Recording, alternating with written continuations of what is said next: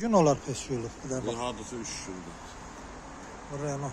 3 gündür bundan qabaq pes yuyulub. Sistem yuyulmuyor. İndi təzədən pesi yuyuruq, sonra bir də sistemi yuyuruq. Orada pes yuyandan sonra bir de sisteminə yağ qarışıb, amma sistemə yağ qarışmır da. Antifrisi köhnəlmişmiş. Qardaş elə görür.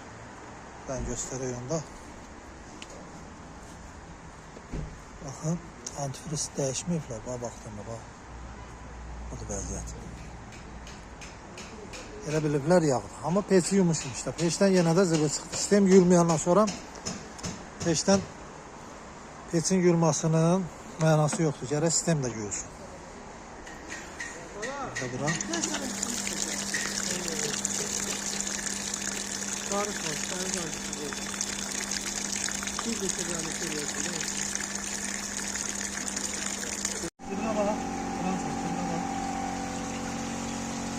Sistemin yuyulmasıdır. Pet yuyulur, təzədən sistem də yuyulur. Sistem düşkündəydi, indi tərtəmiz təmizlənir. Yarım dövrəyə yuyulur, sonra radiatoru yuyulur.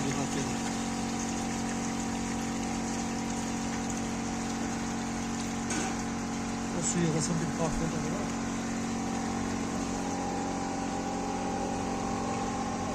Su böyle de